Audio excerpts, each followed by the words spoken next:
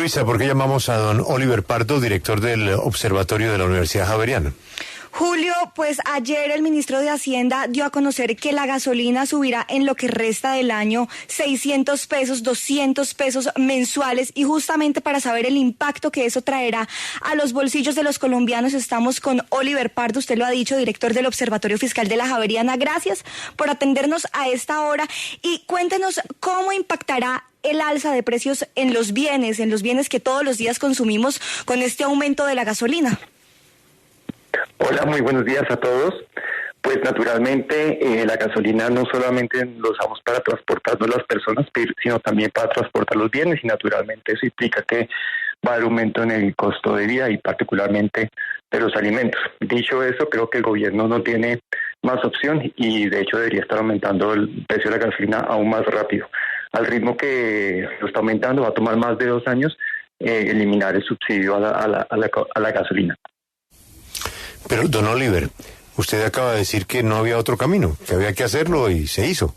Y que esta es una deuda que teníamos con esa decisión, porque es una decisión impopular y solo la podía hacer un presidente con la popularidad de Gustavo Petro. Pero no entiendo por qué los alimentos se van a encarecer.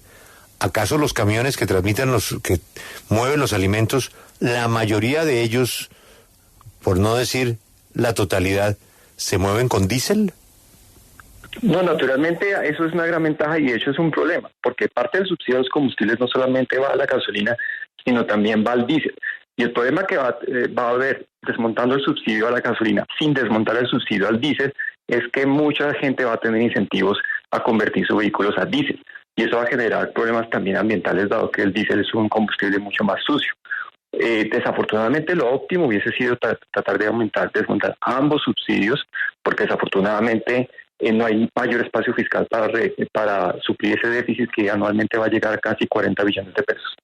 Pero lo que dijo el ministro de Hacienda, doctor Oliver, es que no van a subir el ACPM porque van a cambiar la fórmula del cálculo para tener en cuenta el biodiesel. Yo quiero saber, entonces, ¿esta fórmula va a subir? ¿Significaría entonces que le dejan de dar tanto subsidio al diésel y por eso no va a subir el galón? Pues precisamente ese va a ser el problema. En la medida que el diésel aumenta, pero no aumenta tan rápido como aumenta el precio de la gasolina, va a haber ese incentivo a cambiar la gasolina por el diésel. Ahora quiero que hablemos de la reforma tributaria, porque también hubo anuncios de acuerdos a los que llegaron con los congresistas sobre un cambio en la tarifa de dividendos y también en el tema de ganancias ocasionales, 2 de los asuntos más polémicos en el proyecto. Hablemos de los dividendos, porque entonces ya dice que no será de un 39%, un tope de 39%, sino del 0 al 20%, y que pues serán las personas que ganen más de 10 millones de pesos mensuales. ¿Usted cree que ya con esto quedan tranquilos los sectores económicos que estaban muy alerta por este impuesto? Naturalmente que van a quedar menos intranquilos en el sentido de que había un número muy pequeño de personas, alrededor de 3.600 personas naturales en todo el país que declaraban renta, que hubiesen llegado a pagar una tarifa del 35 o más por ciento sobre sus dividendos. Con esto ya la tarifa, en vez de aumentar del 10 al 35, va a aumentar solamente hasta el 20%. Naturalmente sigue habiendo una preocupación, pero no tan grande como la que había anteriormente. Dicho esto, ojalá el gobierno insistiese en unificar todas las rentas en una única cédula y aplicar una tarifa del 20% sobre todo tipo de ingresos. Eso ayudaría muchísimo a simplificar las declaraciones de renta, expandir la base de declarantes y simplificar muchísimo la declaración de renta para las personas naturales. Pero este acuerdo en materia de ganancia ocasional y de impuesto a los dividendos pues va a tener un efecto en el recaudo. ¿Ustedes han calculado este acuerdo cuánto puede significar en términos de ese recaudo? Sorprendentemente no mucho.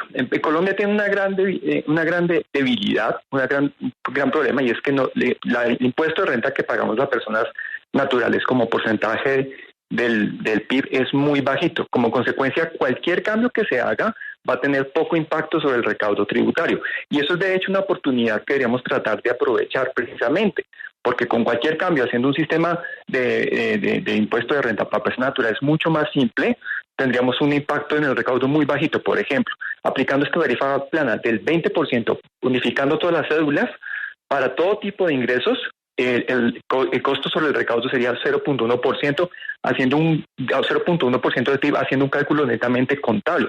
Y esto no tiene en cuenta las ventajas de simplificación tributaria que podrían traducirse, de hecho, en un aumento del recaudo. Entonces, claramente deberíamos estar aprovechando esa oportunidad para implementar en Colombia una tarifa plana, algo que es muy difícil en otros países, porque eso tiene un costo en términos de recaudo enorme, pero en el caso de Colombia es muy bajo. Ahora hablemos del otro punto que anunció el ministro, las ganancias ocasionales, porque lo que determinó es que ahora el incremento sería del 10 al 15% y que únicamente se estaría grabando con el 35% cuando se gana una lotería. ¿Esto qué modifica sobre lo que se había propuesto? Y volvamos a la misma pregunta, ¿qué tanto impacta el ingreso que busca el gobierno? Bueno, usualmente había una tarifa del 10% y del 20% para ganancias ocasionales, dependiendo del origen. Ahora una pasa del 10 al 15%, la otra pasa del 20 al 35%. Entonces, naturalmente, con respecto a lo que había anterior, no se vislumbra que haya un impacto sobre el recaudo muy claro, pero de nuevo, cualquiera que sea el recaudo va a ser un impacto muy pequeño.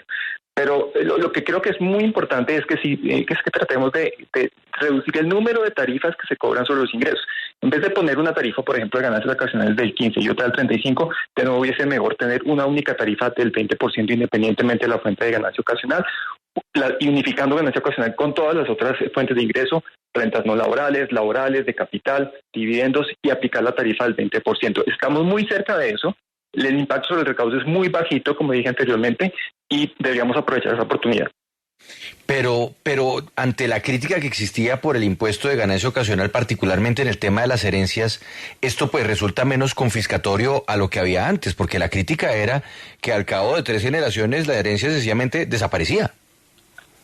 No, mira, normalmente en los impuestos a las herencias en otros países son muchísimo más grandes. Desafortunadamente, y ahora queda una tarifa del 15%, sigue siendo relativamente baja. Honestamente, yo sigo insistiendo que una tarifa del 20% sobre ganancias ocasionales me parece razonable y no es confiscatorio. Don Oliver, muchas gracias por atendernos, muy amable. A ustedes, muy amables.